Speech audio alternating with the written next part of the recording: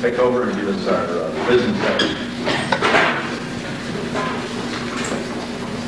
Thanks for the introduction.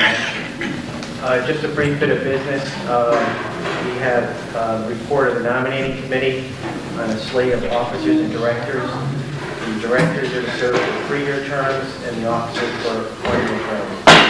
For president, Eugene Downs. For vice president, Hyde Carrington.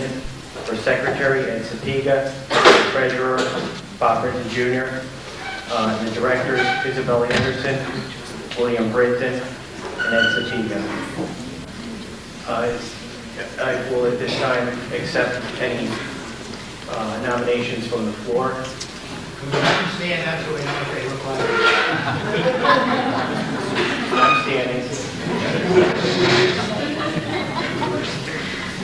Okay, is there a motion to accept the slate of officers and directors for the nominating committee? So moved. Second? Second. All those in favor? Aye. Okay. Now I'd like to introduce my dad, Bob Britton. He's the program director, and he's going to explain the program.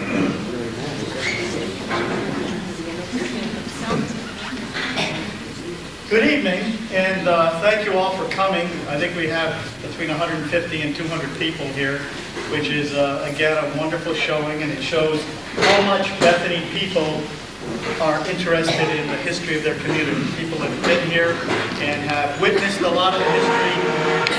People that have not lived here a long time and are interested in the history. That election of officers, I don't remember getting elected to be program chairman. I don't know how that happened. I think in the British Navy that was known as impressment. At any rate, just a couple of general words about upcoming talks, and it's not going to be very much at all, because I know we all want to hear from Mr. Whitlock. You all got one of these, I hope. And it lists a talk for the winter, spring, and fall of 2001. We also have a talk lined up for the winter of 2002. That's going to be on the Litchfield Turnpike Company that built the roads to Bethany in the 1790s. That'll be given by Don Menzies and myself. And we're going to be dealing with Woodbridge and Bethany. And it's going to be a combination of two historical societies. I think that's going to be pretty good. There's a lot of primary source material in the Darling House in Woodbridge about the Turnpike Company. And we're still looking for somebody for the spring of 2002. So we do like to plan ahead. Our speaker tonight is Reverdy Whitlock. And he said he needs no introduction, so I won't give him much of an introduction. But he's seen a lot of history of Bethany, even though he has been unfortunate enough to have had to live in that unnamed town next door for many years. I'm going to just give you one thought that that occurs to me that I'd like to mention. The way I look at what he's going to be telling you.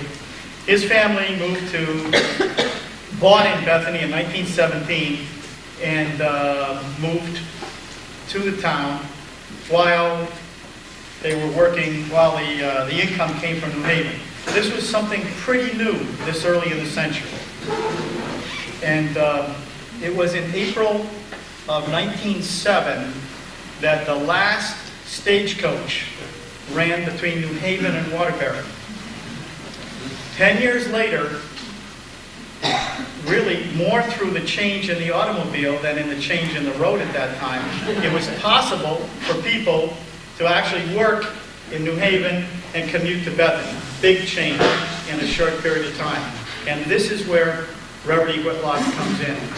Reverdy, without any further, I probably gave away all the good stuff. We're going to turn on your lapel mic, and Frank, wherever you are, I can talk into the mic.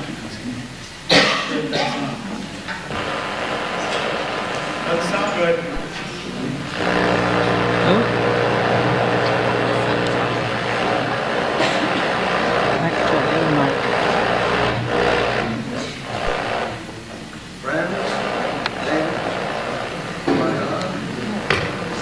dearly beloved.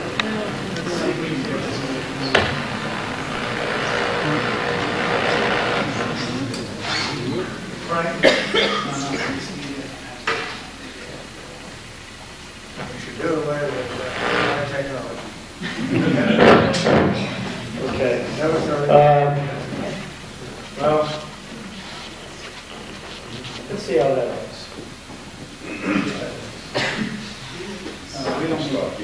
Friends, neighbors, dearly beloved, once again. Well, I'm grateful and thankful to be invited back. This, I think, could be called the second coming. I was here a couple of years ago, and I can't remember what I said at that time, but there's a lively body of lore and legend about Bethany which could never be exhausted, so you'll have another go at it. And I thought first, since you probably most of you don't remember my mother and father, who lived past their 94th birthdays and never stirred from Bethany during all that time as residents here. But things were very different in those days. I can well remember walking from the little Beecher School down on Sperry Road all the way up to the old town hall at the end of the school year, and little 6-year-olds would tag along, and the teacher, I think one year the teacher had an automobile.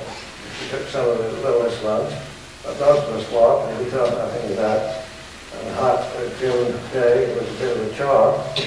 But then there was always a program at the end of the year at Old Town Hall. And I think this town is remarkable. It has a sense of identity. And I have to tell you that I love it.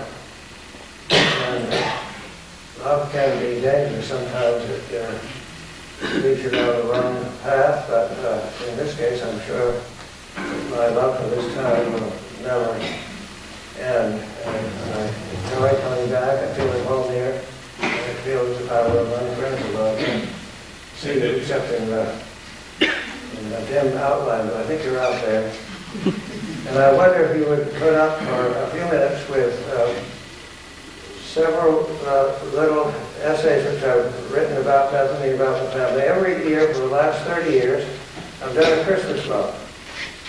And there's a great proliferation of these books, and I just picked out the ones which I thought you might enjoy, since these relate to Bethany. This one is the 1991 Bethany book, and the copy I have here I gave to Elsie Fogg. You may know her. She was the Woodbridge equivalent of Alice Wooding of Blessed Memory.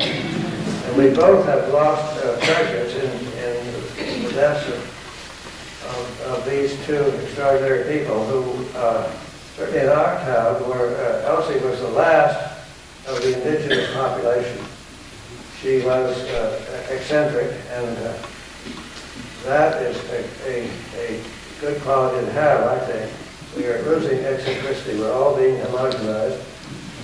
And more so, certainly in Woodbridge, than up here in Bethany, which still preserves much of its traditional way of life. So here from the Bethany book, and this is a copy of the book which I gave to Elsie. I think her family gave it back to me after she died last year. And this is an introduction to life in Bethany. And there are several little essays in here, and I'm just going to, if you'll put up with me for a few minutes, I would like to introduce you to Eliza Lyons. This chapter is called May You Rest Peaceably, Eliza Lyons. The old century had just ended. It had seen more changes in the lives of men and women than any century before it. It was the century of the telephone, the electric light, the steam locomotive, the growth of cities, the vast waves of immigration and growing uncertainties in the way people thought about themselves and the world they lived in. It was the 19th century, in our time almost gone from living memory. In 1905, when the Life Alliance published a little book called Bethany and its Hills, the author knew full well that the New Age had quite forgotten the little town she knew and loved. There it was, its center just 10 miles off of the public square or green in New Haven, marked by meeting house and church, its corporate life ebbing away to the accompaniment of spinning wheels and ox-drawn plow, just as if it had been sealed in a time capsule. It was fitting, Mrs. Lyons thought, to tell us what life in Bethany had been like before the twin knaves she called the railroads and the fire painting destroyed it forever. She could see in 1905 that the old farmhouses in which generation after generation of simple country folk have lived and died were falling into ruin. And she could see that the meadows cut out of the primeval forest with muscle and sweat were going back to brush. What she didn't see, of course, was the dawning of suburbia. It is perhaps just as well that her life ended before the shopping mall and Johnny Carson. Well, that makes sense, doesn't it? Because this was 1991. I think he was still in the public eye at that time. And here is another little piece that relates to Bethany and its Hills. Probably a lot of you have seen this book. I think it's been reprinted, hasn't it, recently? Or is that the other one? There's one by W.C. Sharp called Nothing Sketches and Records. And I have a copy of that. I can't find it now. It's around somewhere. This is called Millie Judd and Mary Sperry Northrop See It Through. Just before the automobile opened the way for the commuter era, Eliza Lyons published a book full of Bethany lore and legend and embellished it with pictures of Bethany people and places. She called it Bethany and its Hills. Put together with the remnants of the first families, saw the world they knew drawing to a close, it is sheer delight. Here is Archibald and the Perkins, and here is the Perkins Tavern, a favorite stopping place for drovers, on their way to New Haven with livestock and produce from up country. Mrs. Lyons takes pains to tell us that tavern keeper Perkins' daughter Sarah married George Henry Dury, portrait painter of New Haven. Turn the page, and there is the venerable Millie Judd, sister of Chauncey Judd, the stolen boy, taken captive by Long Island loyalists as they moved north with booty taken from the Bethany home of Captain Ebenezer Dayton, late of that place. There she is in her 99th year, looking at us resolutely from an old advertisement. How she delighted, Mrs. Lyons tells us, in recounting all through her long life the stirring events of the Revolution, not the least the abduction of young Chauncey and his narrow escape from death. And here is the old Davidson house at Davidson's Corner, the very model of New England thrift and hard work, its picket fence gleaming white and its woodshed chock full of logs stored away in true Yankee fashion against the icy breath of January. And there sitting on the front porch, surveying his fertile acres and trim fence lines, is old Squire Gilbert Davidson, flanked by his consort and their son Tyler, still held in blessed memory by the older people in the town. Tucked away at the end of this loving treatise on Bethany days and ways is the benign countenance of Mary Sperry Northrop, photographed on her 100th birthday, 26 September 1905. There sits the matriarch, born a scant 22 years after the end of the American Revolution and living on to see the first motor cars chugging resolutely up Carrington Hill. Hail Mary, blessed among women, survived by 8 great-great-grandchildren. Mrs. Lyons, obviously filled with vicarious pride, hastens to tell us that dear old Mary Sperry Northrop is seldom idle. This is a quote. She can boast of never having had a pair of glasses fitted to her eyes. I thought 100th birthday in those days was unusual. Now they occur with some frequency. So sometime maybe we'll live forever some of these days, who knows. With a ringing tribute to dear old Mrs. Northrop, Bethany and Hills draws to an appropriate close. And we, joined by bonds of affection to these departed souls, mourn their departure. Where are they now? Their faces lined with care and physical hardship, endured through 9 unto 100 years of summer sun and the cold blast of New England winters. And where are the holy mills where generations of fathers brought their corn to be ground and their logs cut from the virgin forest to be cut up into logs? And where is George Hotchkiss, proudly displayed by Mrs. Lyons at the wheel of a primitive motor car in front of his house on Valley Road, east of the center, as Mrs. Lyons tells us. And whatever became of that pretty little car, vintage 1903? George Hotchkiss is gone, and the automobile is gone, even the house itself, all are gone. The only remains in our time are a few summer stones marking the spot where lives were spent, a small inheritance indeed. Mrs. Lyons parades her cast of characters for us, the galaxy of old families. Perkins and Hotchkiss, Lounsbury and Tolles, Clark and Sperry and Peck, Baldwin and Sanford and Tuttle and French, each rooted in the good earth and all shared the human condition. The little automobile beside the Hotchkiss house was a harbinger of things to come. There would be more, hundreds and thousands more, and they would invade the sylvan glades and move into the old logs and out onto the straight turnpike, and they would link the quiet Bethany hills to the great world stretching off and away from the horizon, farther than anyone knew. Slowly, one by one, the old farms would be cut up into building lots, and the building lots would be sold to the city people, and the old England names and the ancient ways would be forgotten. George Hotchkiss, alas, is gone, and the old homestead east of the center is gone, and so is the funny little motor car in front of it. The woods have taken over the meadow, land, and the place no longer hears the children's voices and the lowing of cattle. And none who pass by know or care that generation after generation lived there, sowing in the lengthening days of spring and reaping before the first autumn frost. But we do have electric blenders in climate-controlled kitchens and readers on the television. And we are, in our time, unmindful of the scorching summer sun and the cold north wind of January. And that, my friends, is something to be thankful for. Well, I don't know about that. You can make your own judgment. One more from Bethany. This one's called After 1905. What? Question mark. Oh, Mrs. Lyons, she of Bethany and its hills and Grandma Northrop's 100th birthday in 1905, would hardly know what to make of our world. There are quite a few things she would miss, not the least of them the frail centenarian. She would miss the even tenor of country ways. She would miss those little barefoot boys and the little girls in their calico dresses all lined up to have their picture taken in front of Beecher School when the new century began. And she would miss the old iron stove in the kitchen of the Lambert wedding house, where the good book no longer sits on a parlor table.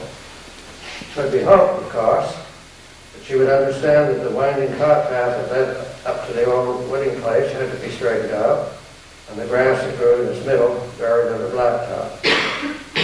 She might have to be reminded that the pretty place way up at the north end of Sperry Road was the Chauncey Tuttle House, shown in her book as it looked in her day. It had no frills then, surrounded by a white picket fence and great spreading meadows all around that suggested simple country living in a simple town. There she made earnest inquiry about the embellishments, which it proudly displays in the age of technocracy.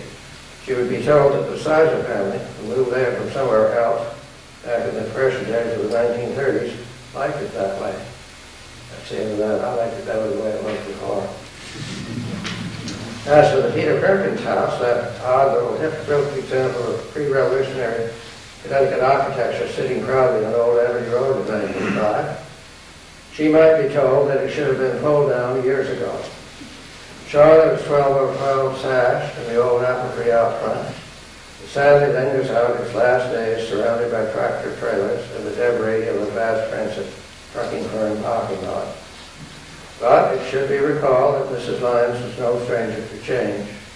She was quite aware in 1905 of the demise of the old order. Many an ancient landmark in her time was gone. leaving only an old lilac bush to mark its grave. The children who played under the lilacs in some forgotten springtime in a long lost area are names only, cut on the stones of the burying grounds of the town. And the places that knew them know them no more. No matter, new generations take their places, and the miracle of life is sustained in the new age. If you and whom bring in the trees and rocket ages in the old meeting house these days, it may be because they follow the beat of a new drummer. After all, what's wrong with Ringo Starr? That's the end of that one. So, I want to have you know something about our mother and father. So I brought this Christmas book. This is what I did in early 80s, I think, 1978, called Papa Miscellanies. And this is, my father was a Yankee through and through, 10th generation, I think, to live in Connecticut. And he was, I think, the quintessential eccentric. My mother didn't approve of his behavior sometimes, but we got along pretty well. Now this one they called Papa and the Cheerful Cub. Papa was a strong proponent of what might be called the one-sip theory of alcohol consumption. To put it in the simplest terms, the thinking was that it would take only a whiff of distilled spirits to head you off on the road to ruin. Needless to say, a danger as threatening to life, liberty, and happiness as this one called for serious thinking and the most rigid disciplines. Papa had quite early in life seen to it that you would not fall victim to a foe as menacing as a cup that cheers. A clear understanding of Papa's views on the whole range of alcoholic concerns requires some definition of what Papa wanted to get out of life. If you're going to define vice, you must also define virtue. If there is one road that leads to ruin, there must be another that leads to success. And success for Papa was something that could be weighed like gold in a weighing machine. For Papa, success was not the bitch goddess others have made of it. It suggested the steady accumulation of tangible things, like stretches of meadow, houses with white clappers and green blinds, Jersey cattle with the highest butter fat rating in Connecticut. We had year after year. Abundant top, high volume parlor, and a salon full of corn. It was good, solid things like these that gave a man substance and life meaning. But it is not what is commonly defined as a stock portfolio. For marketable securities, Papa had nothing but contempt. They were not worth the paper they were written on. They were the instruments of the devil, used by charlatans and Wall Street quacks to do the unwary out of all they had. Papa never bought a share of stock in his life. It would take long years of hard work, a lifetime perhaps, to get the things on which the good life would be put. It was important to see to it that frivolities and diversions of whatever sort were eschewed. Is that how that's pronounced? Eschewed. The road to Papa's guide of earthly delights was narrow indeed. One straying footstep, and the path that leads on to fame and fortune is lost forever. The most insidious and subtle of all diversions was alcohol. The most crafty artificer of all was Bacchus. There were others, but not one of them was as destructive as the fiery fluid that robbed a man of his manhood and spirited away his worldly goods. Papa had in mind a number of talented people he had known, of whom not one had escaped the ravages of alcohol. All had succumbed to the lethal liquid poured by the vintner.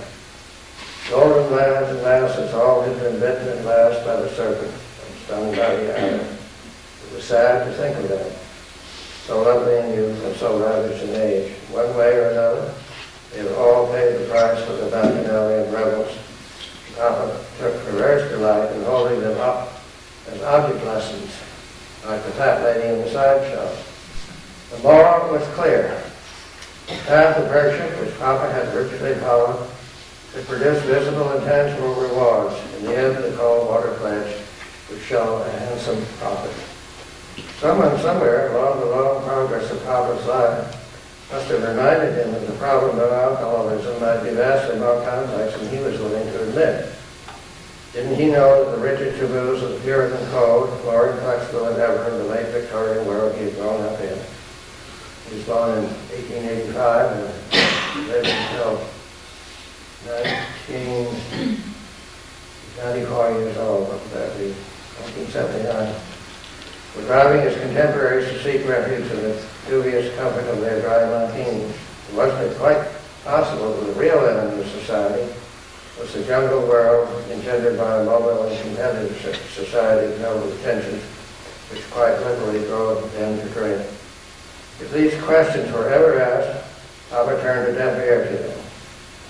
To him, they did not seem relevant. Whether it was old wine in new bottles or new wine in old, it didn't make the slightest difference to Papa. Fact was that the road to hell was littered with a sodden remains of drunkards of whatever degree, and there wasn't one of them who hadn't sold his soul to the devil with the first drink. And he was very rigid in that conception, and I don't think he ever drank a glass of wine or beer in his life. And now here's one that might interest you. This has to do with the old Buicks. Some of you may remember the old Buicks. There were 7 of them. And he was really devoted to them. And he, as I described in this little chapter, used them until the end of his life, practically. Papa had strong feelings about the old Buicks. There were 7 of them. Each had its own personality, and they were all tied together in a close working relationship. Papa and the Buicks shared the best, or worst, depending on how you looked at it, traits of the New England character. And they managed to live together for a very long time. Papa had tried once to handle a 1947 Ford. The whole thing ended in disaster in front of Tyler Davison's house on Litchfield Turnpike. There, for some reason or other, Papa in broad daylight had run head-on into a car driven by a priest of the Roman Church, who accepted Papa's unfortunate lapse more charitably than the circumstances it seemed to warrant. From then on, Papa would have nothing to do with the new cars, which he said were badly designed, shoddily built, and in all particulars not what they used to be. The Buicks have earned in concurring Papa's conviction, not that the best was yet to be, but that it already had been. In a world that was obviously spiraling downward in a bucket, Papa found comfort in evocations of whatever sort of what had already happened. So the Buicks became symbolic to Papa of an age that was gone, but which you could count on. And to the rest of the world, they came to be the symbols of Papa himself, forged as they were, partly out of oak, with bodies built like battleships and a way of keeping going. Papa's life with the old Buick was much like Papa's life in general. It was not easy, but it was not supposed to be. There wasn't a trip up and down Litchfield Turnpike that didn't require quite a bit of preparation. Since Papa had been there at the creation of the automobile, he took it for granted that the flat tires, empty gas tanks, overheated radiators in the summer, and the Buffalo Road OU in the winter were all necessary ingredients. Papa always took keen delight in motoring and wouldn't have enjoyed it at all if it had been fraught with uncertainty. He got to tug at the steering wheels of the old Buicks, which he pulled in sharp, jerky motions until he had produced the proper results. No one knows just when Papa decided that these tough old vehicles, all built between 1924 and 1928, were to become part and parcel of his life. It seems likely that they began to appear during the early days of the Second World War, when they were already old-fashioned. At the time the fleet was finally disbanded in the 70s, they were as extinct as bathtub gin.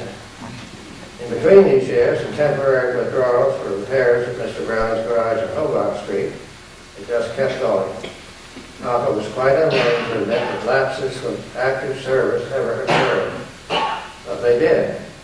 Papa liked to think that the Buicks would go on forever, and he did his best to preserve his illusion of immortality.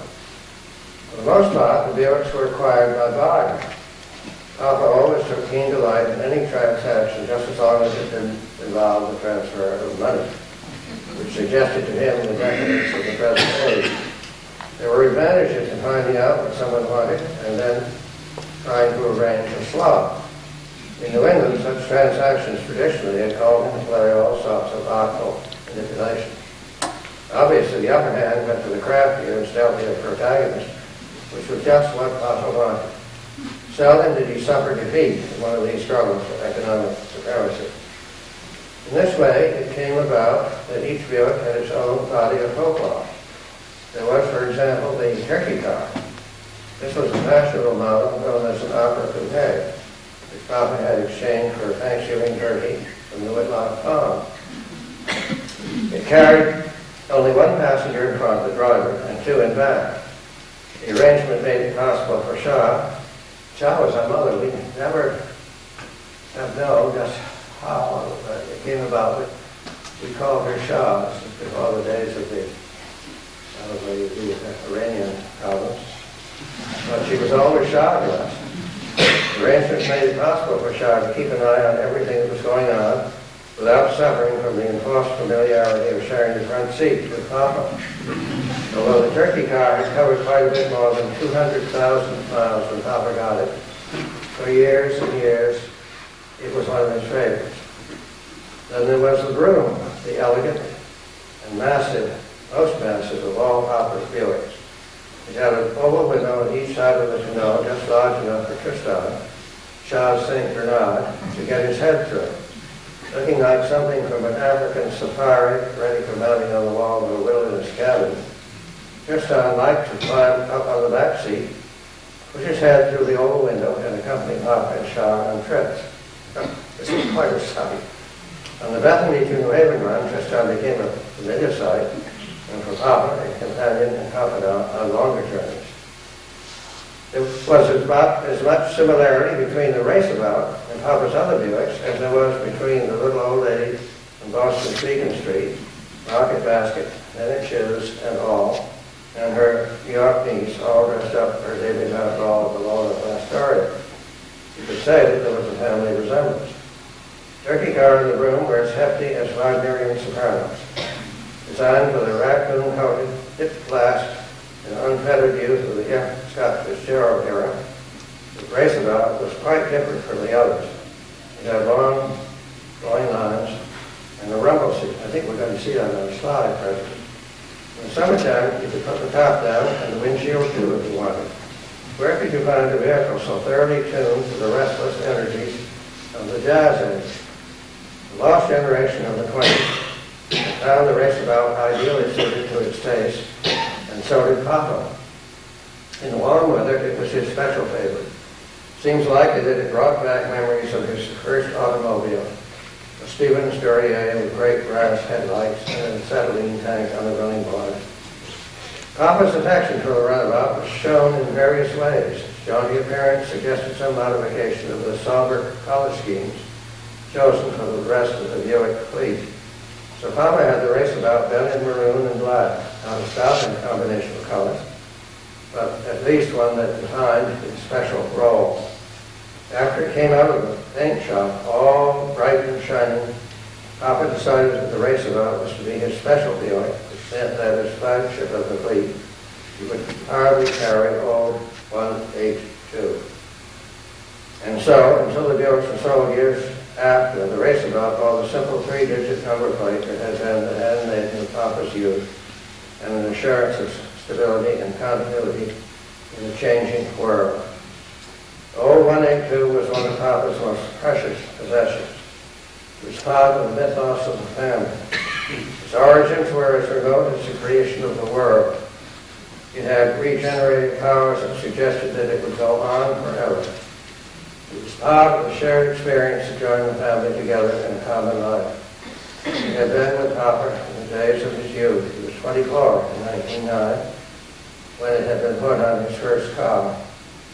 There had been the Vanderbilt Cup races on Long Island in the early years of the century when Papa had driven down the night before, slept fitfully in the tunnel of the old Stephen Sturrier until dawn, and then in a frenzy of anticipation watched for the passing of those primordial racing men, rising out of the early morning mist like Triton out of the sea, and roaring past him in fire and smoke.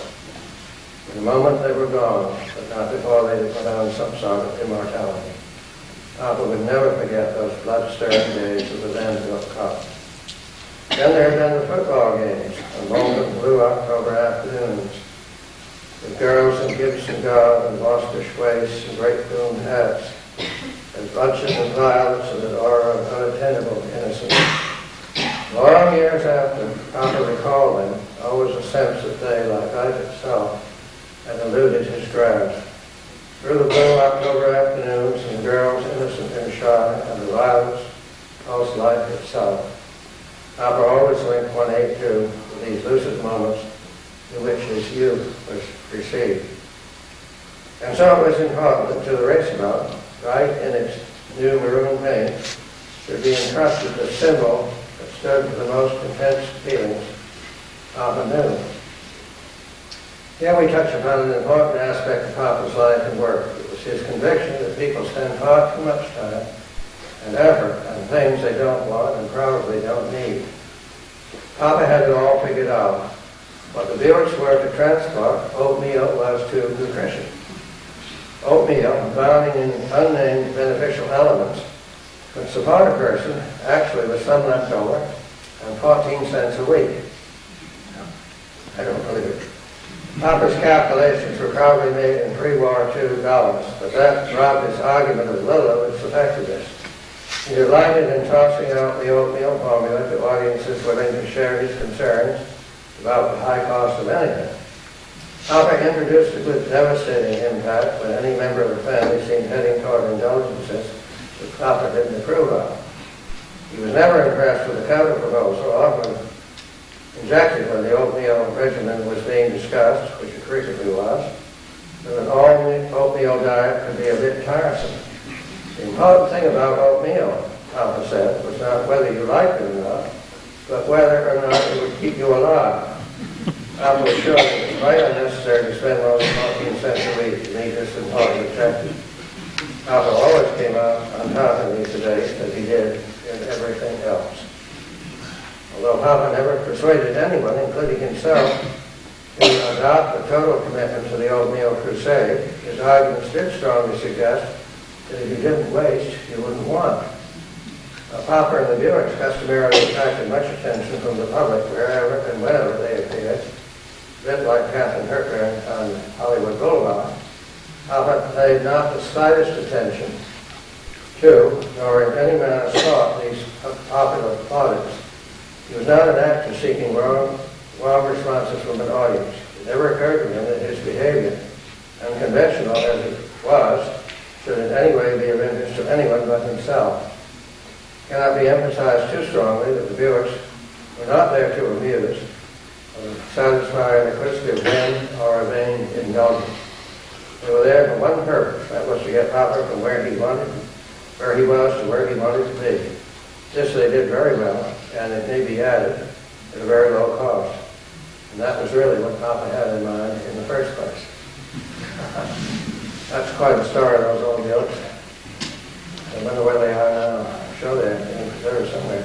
I've got one more. I'm running out of time. No? Are you there? I'm here, yeah. Oh, good. Got time for one more of these short things? Papa and the Great Awakening. This one is called. Papa believed in laissez-faire economics and institutionalized Christianity. But of the two, he was much more inclined to put implicit faith in the idea of an unfettered economic order. That, by definition, can take care of itself. The Christian church, however, was a very different matter. Presided over, as it was, by a motley crew of old fuddy-duddies and innocent visionaries who, even on the day of judgment, wouldn't know which way was up. It would need the help of practical persons like Papa if it was to survive at all. Papa was likely not only to have strong views on a large variety of subjects, but also to translate them into action. Needless to say, he held in contempt any sort of thinking, no matter what was being thought about, which did not readily lend itself to tangible improvements in things in general. And at any given time, he was likely to be caught up in a number of projects, all designed to better the quality of life within the framework of a Christian society. Ministers, in Papa's view, were very much like teachers. You could approve of the general idea of education just as you could support the idea of a religious establishment. But it would be hard for a self-made pragmatist like Papa to give either teachers or ministers the time of day. When the dialogue around the head table of the Quinnipiac Club touched on either teaching or preaching, it was quite generally agreed that these people didn't know enough to come in out of the rain. I don't necessarily endorse the views expressed here.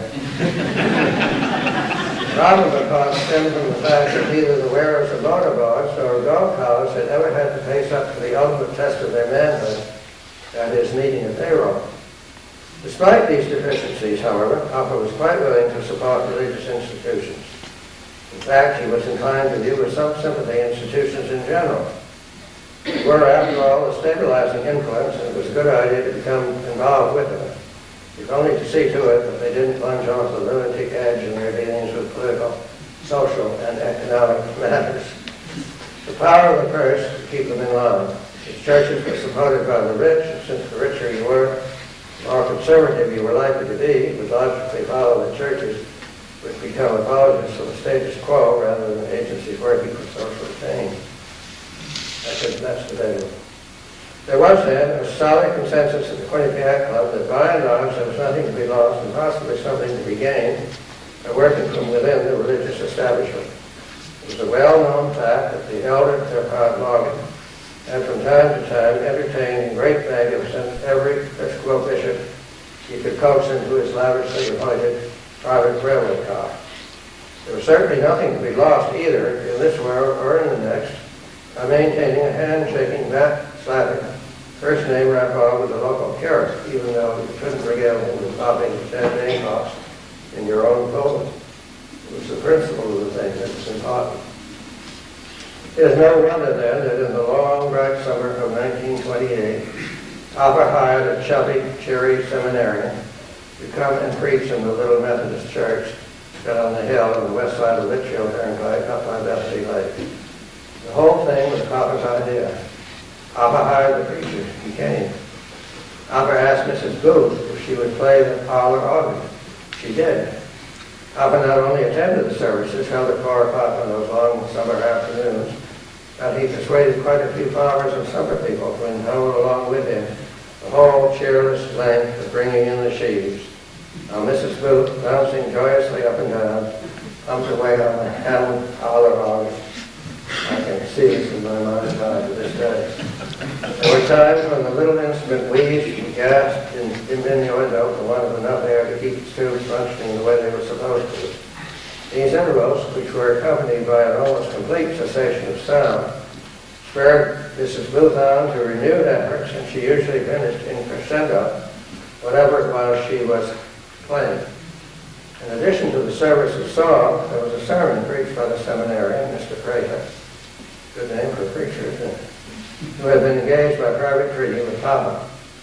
Mr. Prater was a good choice since he conveyed the idea that virtue would ultimately triumph over vice without any serious disruption of the social, political, and economic arrangements which Papa had got used to and felt comfortable with. It seemed quite proper to suppose that Mr. Prater in the pulpit, and the soporific sounds of locusts outside the open windows of the little church, that God was indeed in his heaven and that all was right with the world.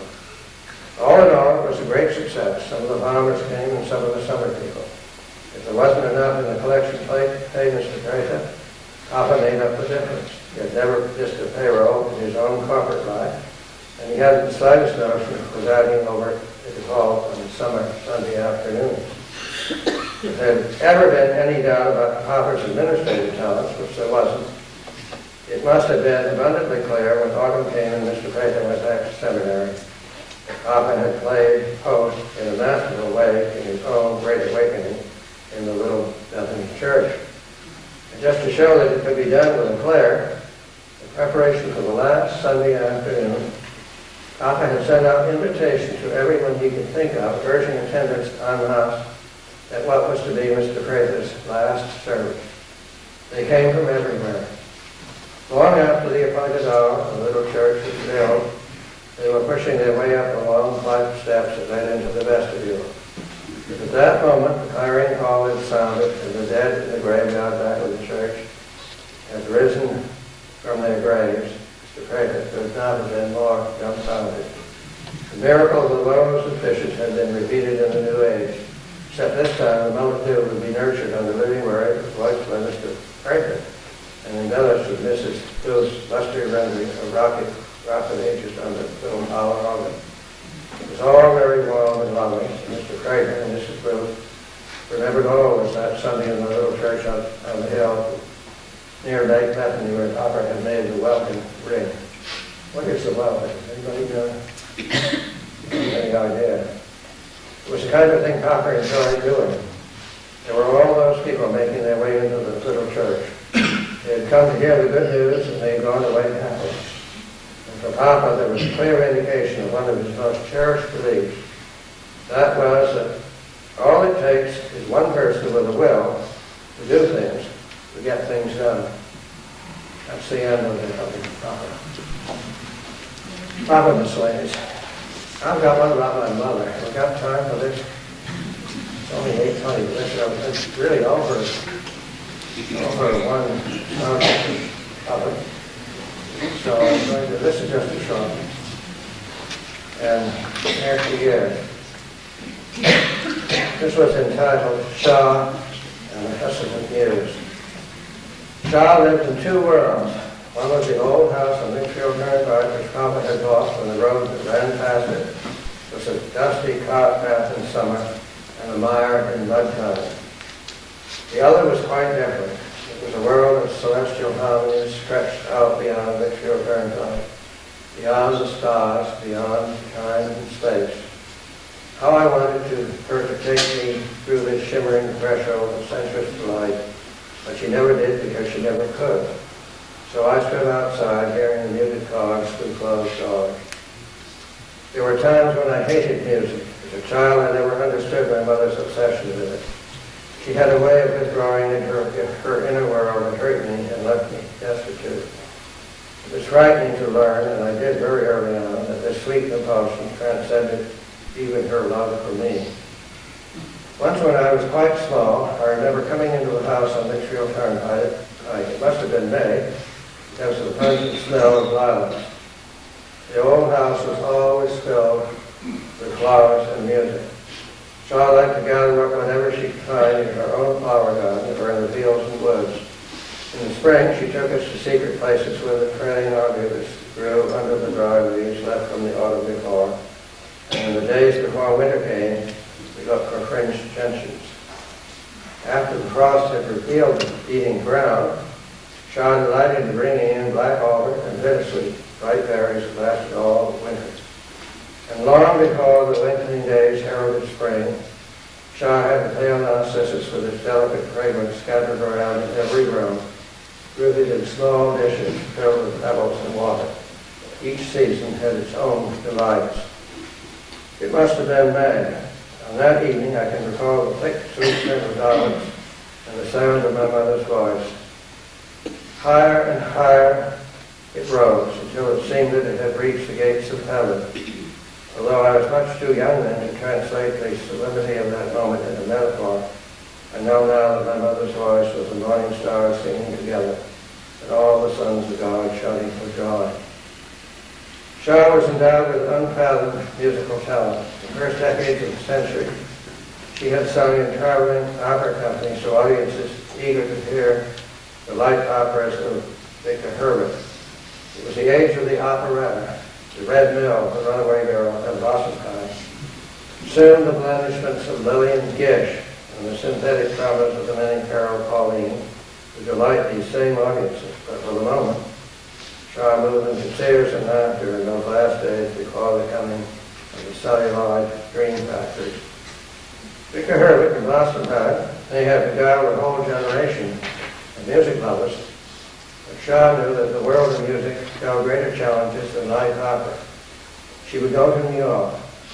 She would join the Metropolitan Opera Company. And in one triumphant performance after another, she would join the ranks of the immortals. There would be curtain calls, and audiences transformed by her divine gift of music. beginning here with love, adulation, and gratification of red roses, and it would last forever. Shaw never knew what happened when she and her audiences encountered each other. She often spoke of these mystical meetings, but always with more of inquiry than of understanding. It was certainly not a mere quickening of the artistic impulse. Could it in fact be that music was endowed with the power to move out and beyond human frailty, beyond love and hate, beyond life and death itself, into those realms of spirit into which humanity must ultimately be delivered? Was music the redemptive grace that transcends all human joy and suffering? Was she herself endowed with God-given powers to open the gates of paradise, and in passing through them, carry her audience with her? Shaw often asked these questions, but she was never quite sure of the answers. When the telegram came addressed to Shaw, Grandpa opened it. Wouldn't she see fit to audition for the Metropolitan Opera? They would be pleased to have her. Would she be willing to accept the role in Tristan and Isolde? They hoped that she would. But Shaw did not see the message. Grandpa knew that it would be quite improper for his daughter to embark upon a musical career in a city known for its depravity, the viper's nest in which evil forces would destroy her. And so Grandpa threw the telegram into the fire. Perhaps in some lesser state of the world beyond our knowing, Shaw and her life in art, like Tristan and Isolde, will be happily done. It did not happen in this world, but who knows that it may not in another. That's the end of this happening. So now we get to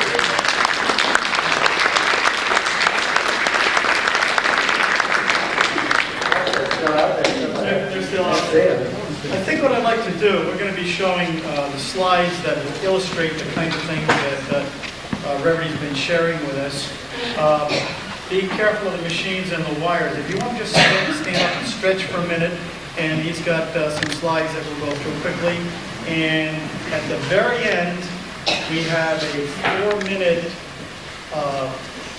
film that was taken in 1926 showing Reverdy and his brothers and their home as it looked in those days. As far as I know, this is the earliest film taken in Bethany that survives. So if you'd like to just stand up just 2 minutes, and you'll know it's time when we have the slide.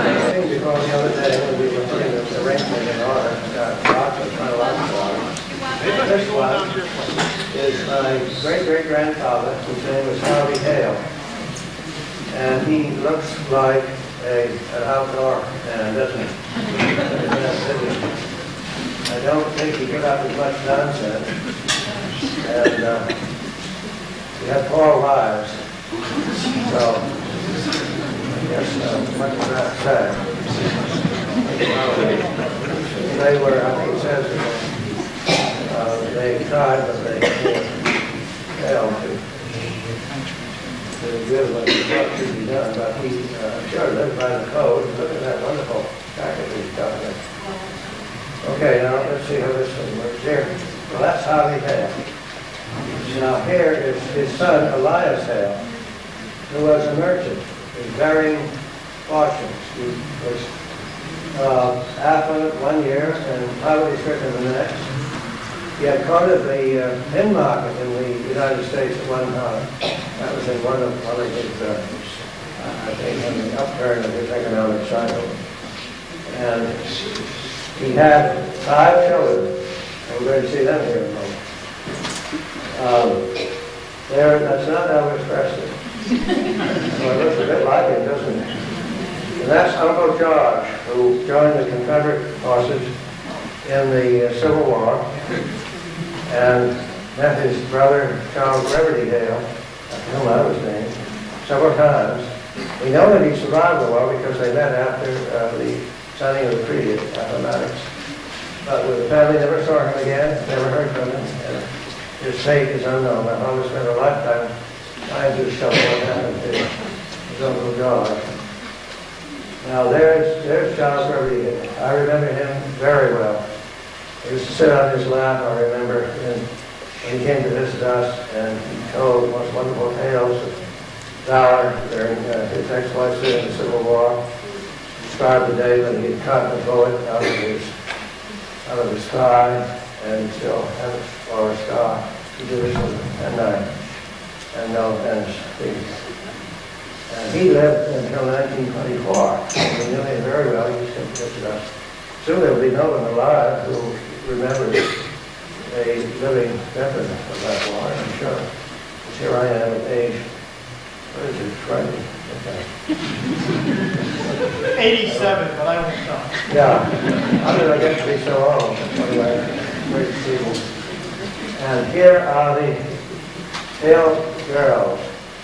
Now this obviously was taken during the Civil War, because she's carrying a flag to display her loyalty to the Union. And she was Antoinette. She's quite pretty, as you see. And here's her sister, Eliza. Now they both attended the ball given for the Prince of Wales, who later became Edward VII, of blessed memory. He had a lot of girlfriends. And he made a triumphal tour through the United States during the Civil War, actually. He came, was regaled, not from coast to coast, because there was nobody around and who could come in from California. But it was a big event in the social life of the time. So there are the two Dale sisters.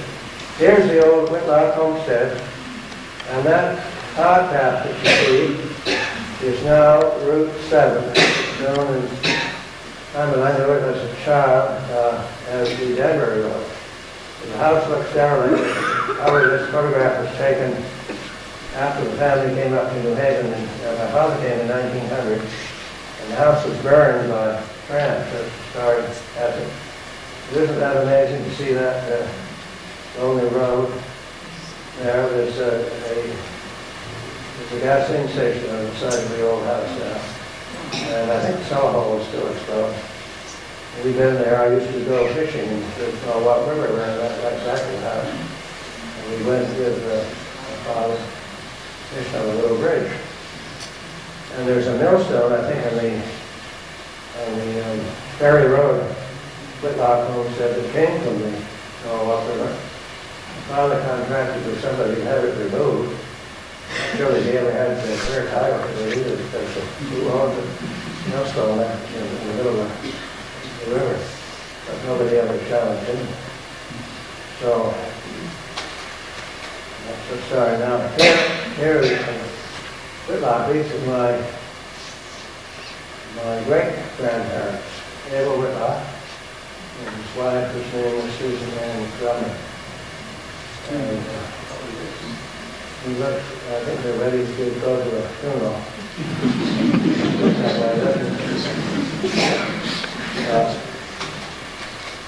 And here we are. There is Papa, and I am on the left. My brother Everett, who sits down here somewhere, is on the right, and we are both being embraced by a father who was a self-made merchant. And he had, his father died when he was only 8, living with a family in Harvard.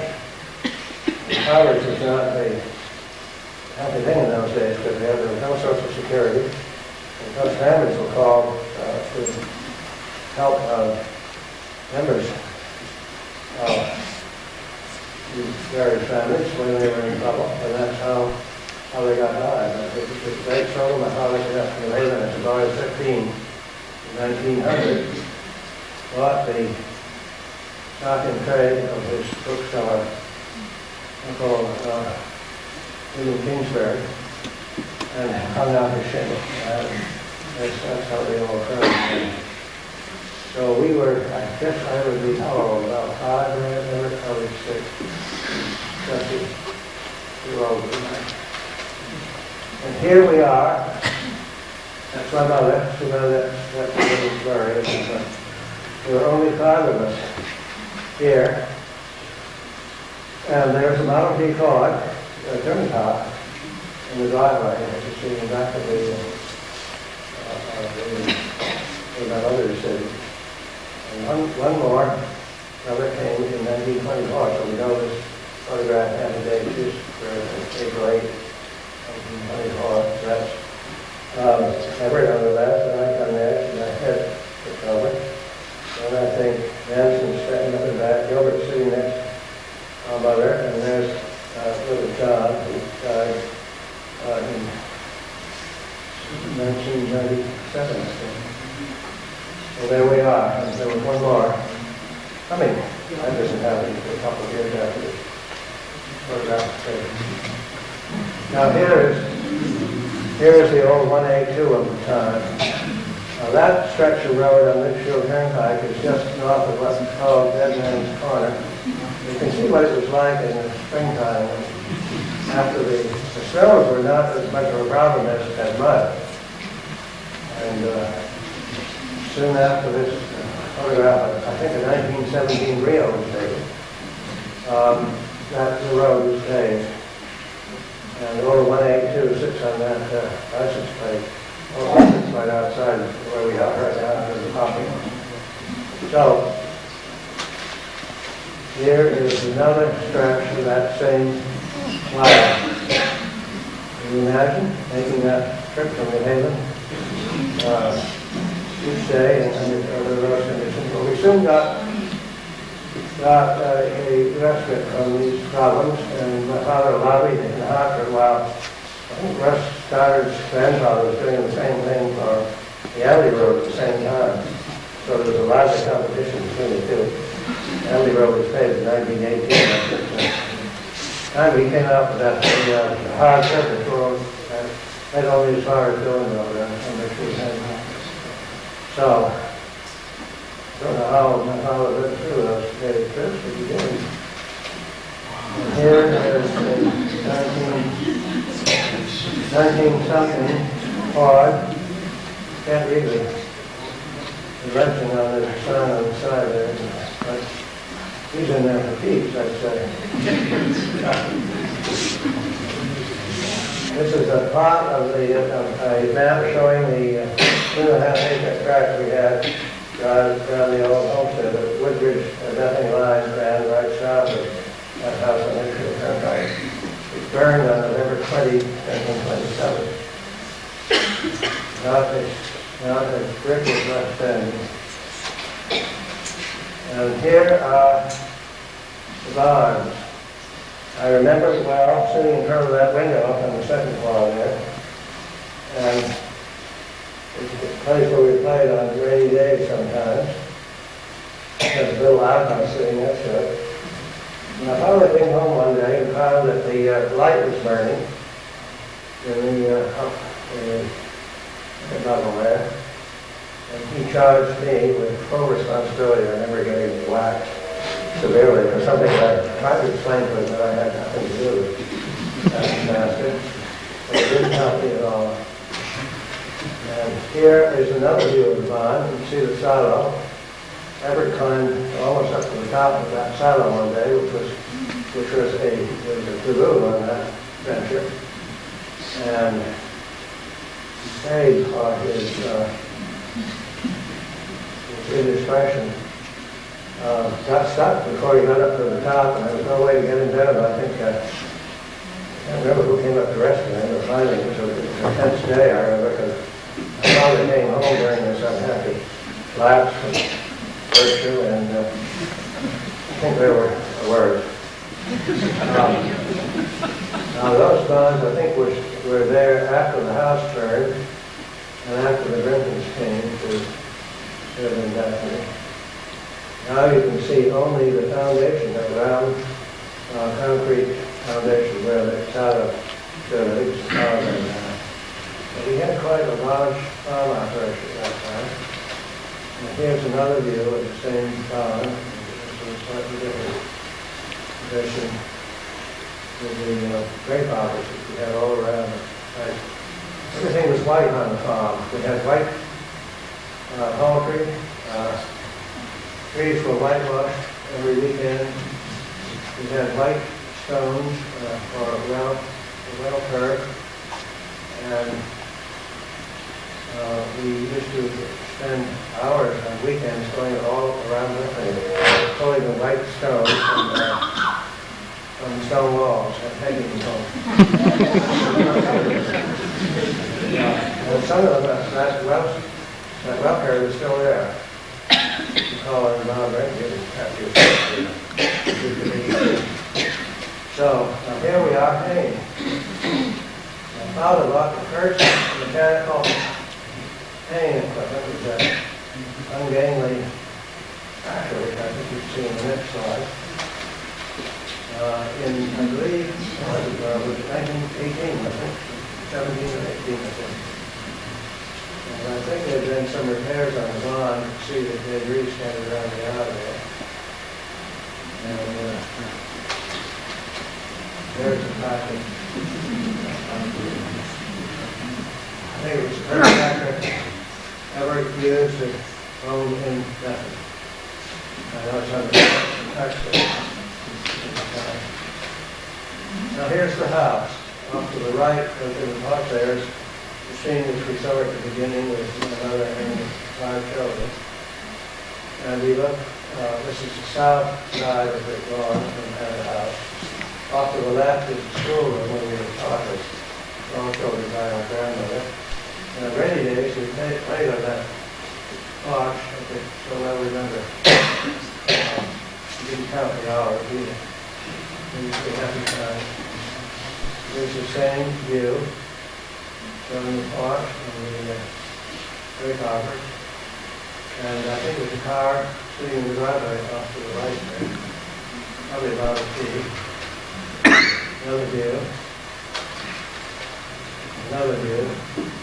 And another 5 children. And here we are on skis. You see, on the 5 or 6 of us there. We're all there. Yeah, there's 6. Melvin was off to the left. He was looking at this one, Melvin was 1924. And Everett on the right, right next to him, then comes Gilbert. I think we're all raised by age there.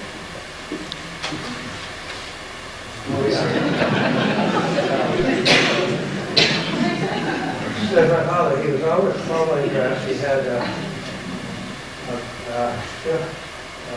underwear collars. Always, whatever happened to hats? If anybody looked at the bill, they don't exist anymore now, do they? And there we are, with the oldest one in back. My father had rigged up an arrangement which made it possible for the whole family to go on a trip in the automobile at the same time. It was a bench which had a high section on one end and a low section on the other end. The only problem with this was that every time we went around the corner, the big boys would descend on the little boys so we could roll it. So it didn't work very well. He was great with contraptions, very soft. He always had a way to solve problems with very slow, very attention. And he just looked at it. Okay, now, that monument, the little Sperry Cemetery, that's the white stone on the top there, you can see off to the left, is where I used to climb. I thought I could see the whole world at that time. You know, I was probably about 8 years old. It was possible to climb up to the top of that, but I did make it. And it's still there. There we are. Okay. Sorry about that. Another view of the burying ground. Now that's Rosetta Allen's monument. You see off to the right there. There it is. It is rumored that she spent $5,000 to be immortalized by putting that huge rock of stone out there. I think that's probably the only way that she lives on, really. God was well. Now this is my August first little workshop. Stone Bones Tomb on High Street, I'll stand on the side of that little building. And he's standing in the middle of there, and the sign says book. There's also a bicycle repair shop on how to do wheelies and all sorts of different things on bicycles. Even in the middle age, my mother didn't do this. Carried on. And then later, he was a great success with the yellow graduates of his era. He was just a lad, he's 15 years old, and he's opened that door and around his books. And they, I think that's sorry for him, they took him under their wing, became an honorary member of the class in 1970. He enjoyed all the social privileges of college and not doing the work. There, now this is his next. This is our dome. And you can see he was sort of like P.D. Bond, wasn't he? This is not modern at all. In fact, that was taken during the First World War.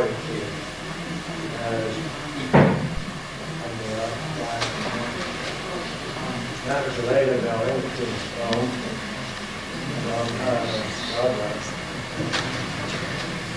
And his mansion, how it worked, with a typewriter, which he knows quite a bit about. It was a flash there, doesn't it? He doesn't like it. And it's my father, right away.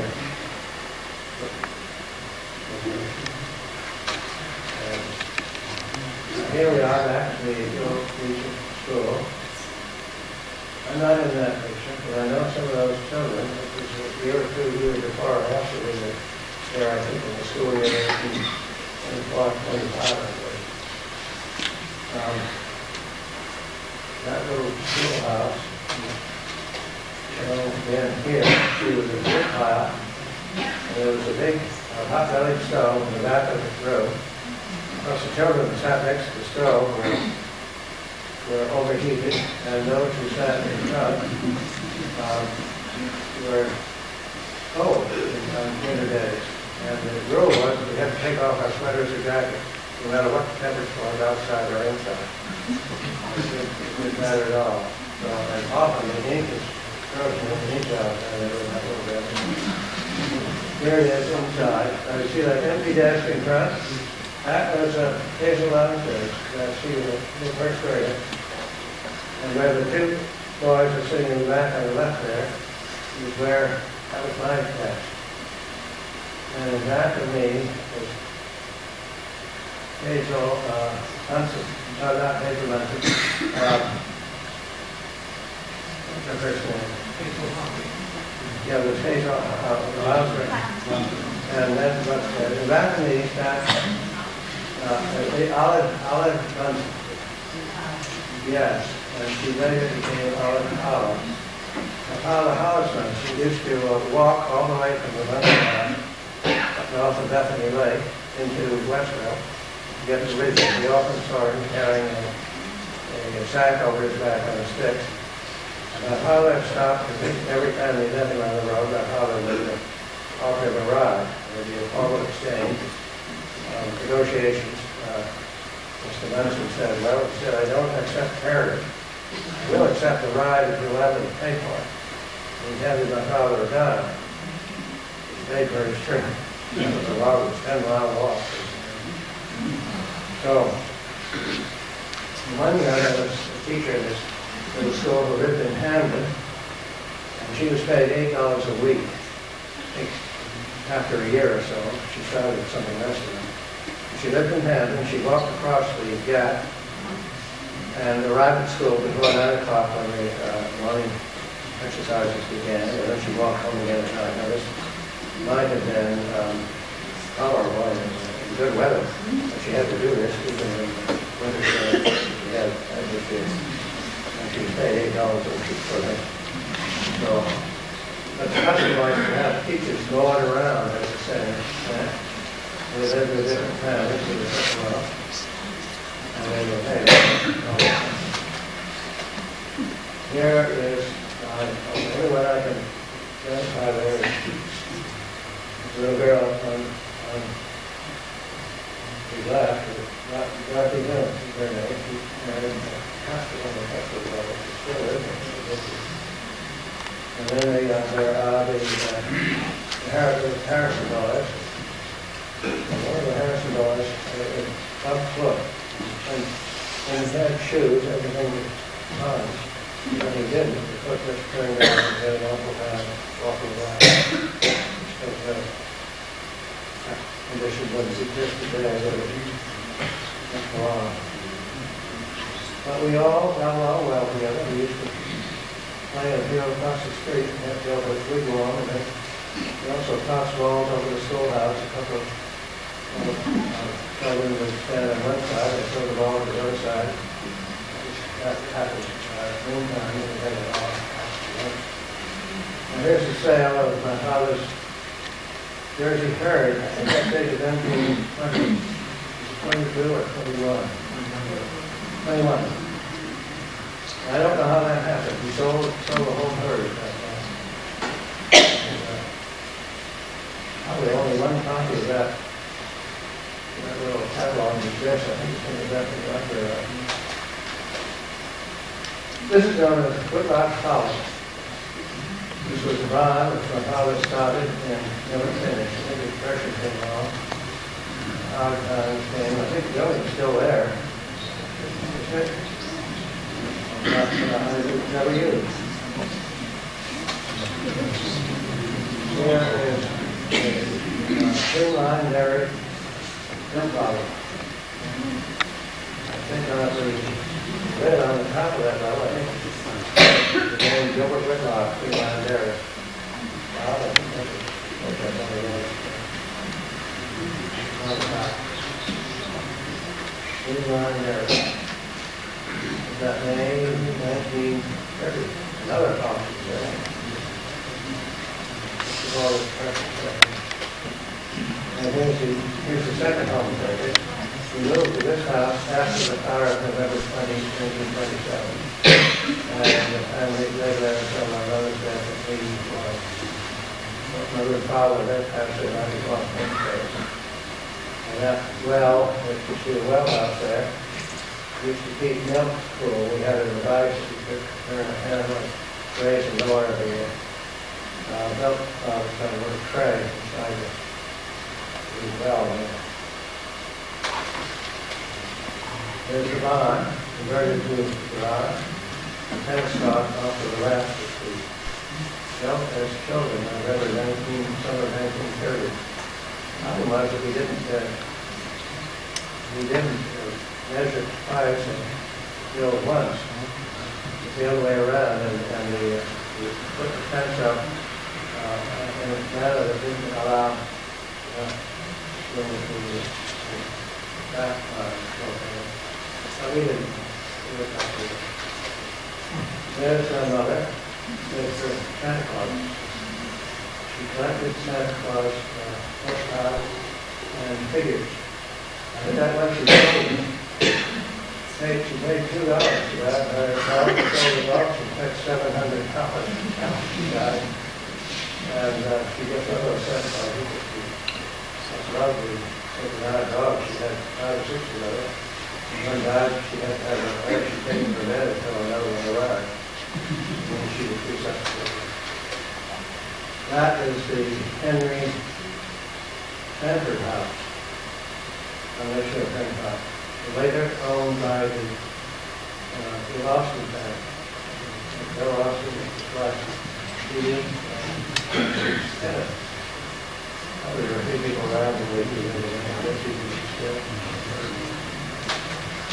Yeah, that's the house just south of the one we just saw, everything else around. So we got this bond converted to house that was owned by the shop.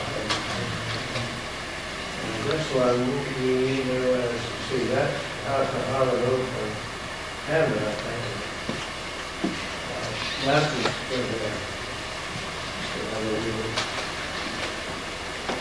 now this photograph is tape. That's a 10-block mill, which was used to squeeze the juice out of handlock, which was used for some purpose. But the oxen never saw that mill, and Holly had a picture of the pair of oxen which he attached to the photograph of the mill.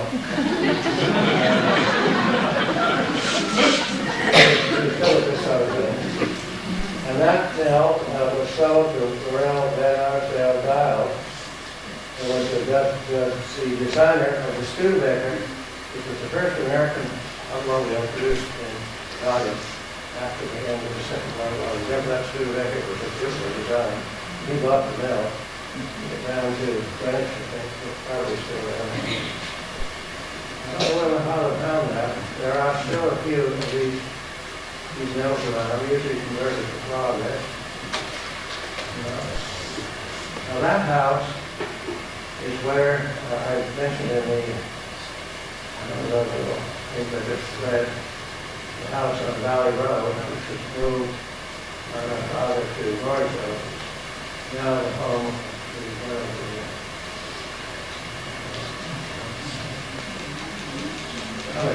other guys.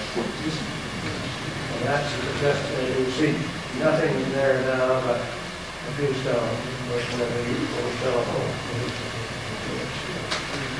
And here is, we got some acid house again. This house I probably built from Howard. They were working there in the hospital in 1932, painting on that building. I have a date. The first girl I've ever dated in all my life. I had something to look forward to at the end of his birthday. Never getting scrubbed out as snow and painting.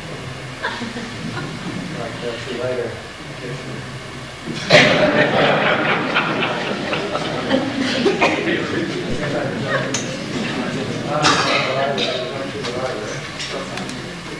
Here is the guild. It ran the celebration in 1932, commemorating the 100th anniversary of the formation of the town in 1932. My father's secretariat there. And the committee had invited the governor, who was known to all and sundry of Connecticut at the time, as Uncle Toby. He had been dean of the Yale Divinity School, or the Yale Graduate School. An unlikely thing for academic type to become governor. But they mounted him up on the platform and set up for the commemoration of this great event. And he fell sound asleep. He already had to shake him awake. It was how the ceremony came off after a fashion. I guess he said a pseudo-trumpet really. Here we are again with people in costume. My father's doing that somewhere. There he is, second one from the last picture. So that was great event. It's great. That's the old townhouse. So this is where how the project always finished to come to the last service of 1928. That building could never have been nature project. Never don't have it's gone over. Now, here is where we used to play as children, long summer days. We never tired of playing. We had lateral trains. Next to Cobb Battery, we had probably one of the old RVs, and we take the battery on that hill and lay out some track. And pretend that we were crossing the Rockies. And my mother had a row of a yellow flower called golden wall. Planted along that elevation. So I have happy memories of that spot. And there are some of the white stones which we gathered. They're still there. I think that's how they do it. I don't know whether they draw water. That well used it all around. Yeah.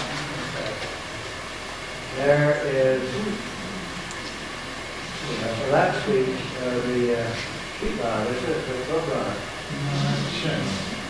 Yeah, on the old homestead property, yeah. All right, now here's that little house, which was in a couple we had working on the farm, built I think in 1925, but first it was in that. It's now Bob,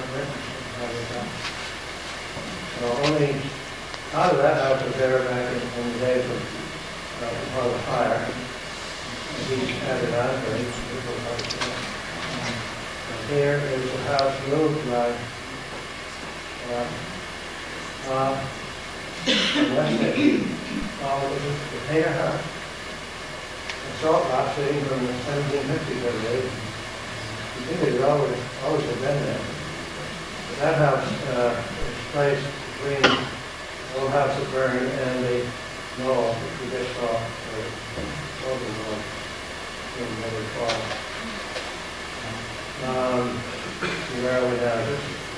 This is the book line, is it? The one over there, that's the hole where my brother John, that's the street where they heard. And here's down, you go to the school bus.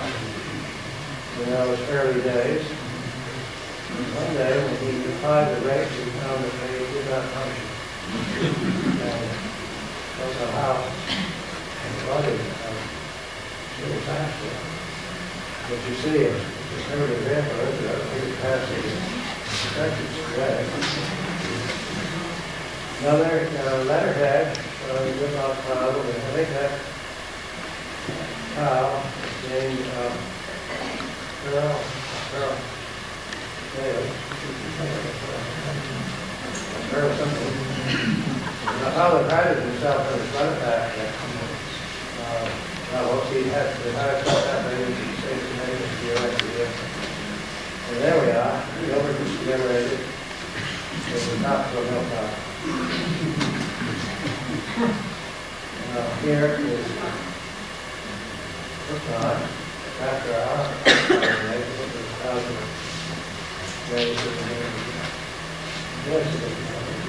I don't dare go on and look at it. I've heard they put in a computer.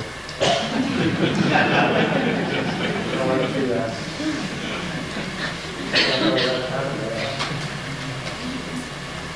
Here is, see,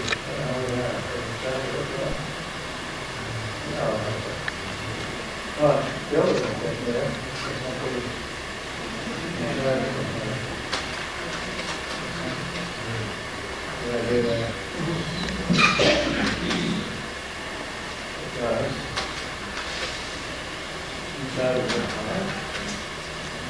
John, Nancy, and me.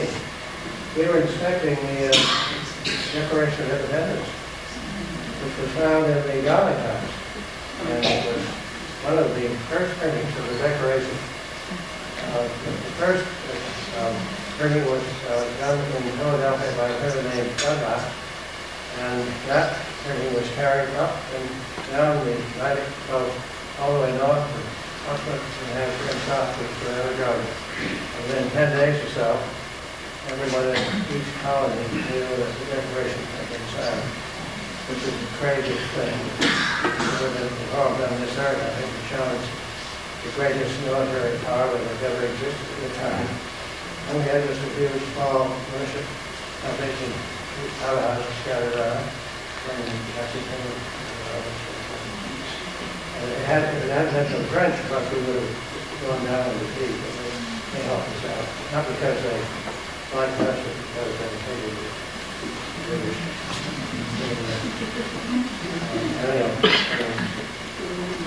And there it was up in the attic.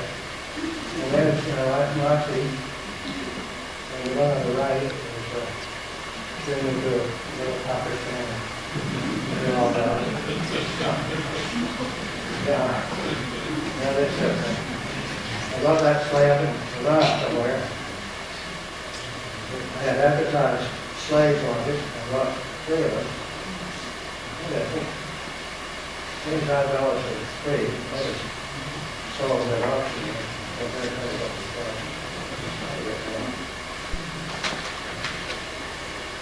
that house, we moved from North Haven. It's in Stereo, that's not what we're looking at. Built in 1756. I remember going back one day and there's a sign on the house lot that said gasoline station sign. House for sale. So I bought it for $500. I was sitting over back there. We took it down in that hall and I put it back together again and did it painstakingly care. You can see the material of the stars, the tape of them, which is kind of the original side. And I'm going to just about 3 years to finish it. Am I right, Arnold? Must be sweet.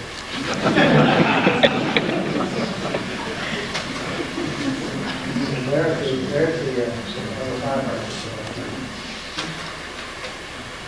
there is the restaurant.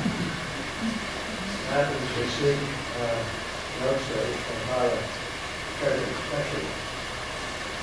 It's a favorite. And those girls were models that came up from Harlem, shouting agency in New York, I think. And I don't know how they got the elbows. I was just picking up on the street. The boys were sitting down and the girls were standing up. Here's Bob's residence. That's what they do. This is Journal of my father's sleep, taken out of the native green. Again, some professional model. Right?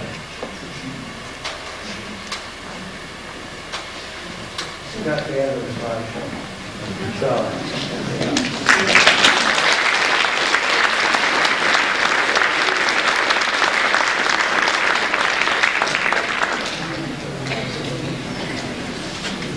We're going to have a 4-minute silent film.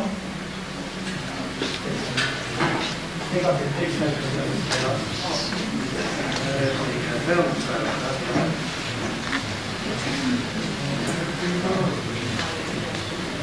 This must be one of the first home movies ever done. I think it was done in fall of 1925. Is that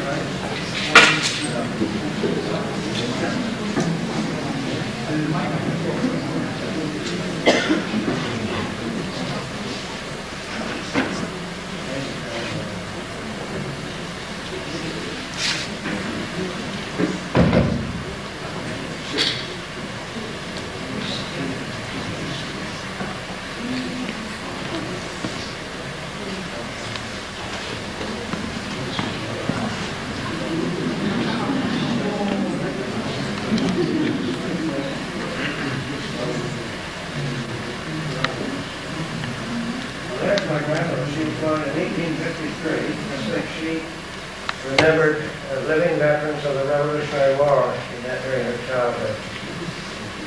One of them pictures has had Addie, who was Mrs. Charles Reverdy Hale. Here's Everett and me.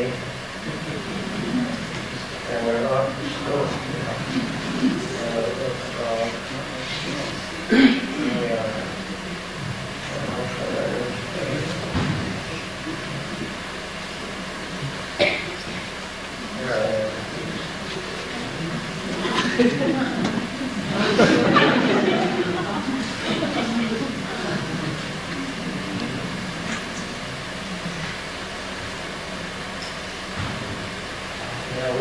We had happy times.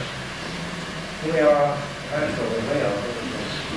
He worked in the car that was the master of all operations, and he drove us to school. That car was a 1921 Sheridan, which was one of the unfortunate choices that they were loaded when we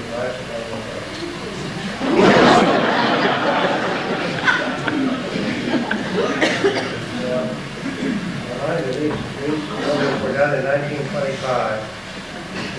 Probably about as early as you could get.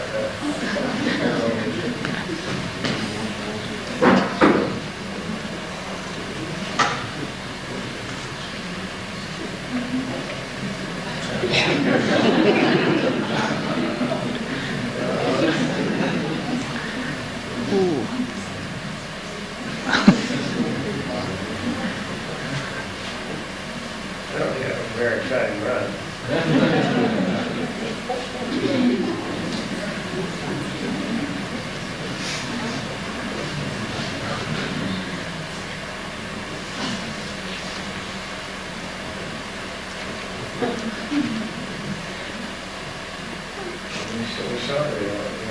We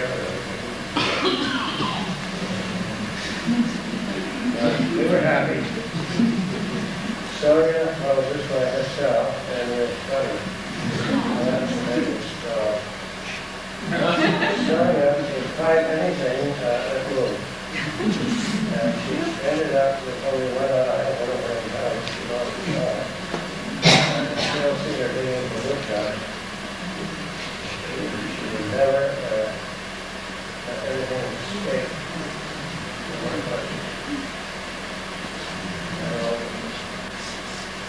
And so there's the front row over there. There's the car over there.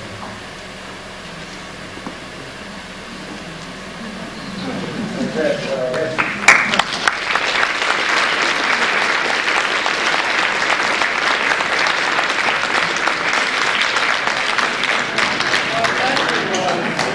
Thank you, Reverdy, for sharing your experiences with us. I want to remind you that we have a dinner coming up next month. Tickets are available now or later, and refreshments are available now. Thanks for coming.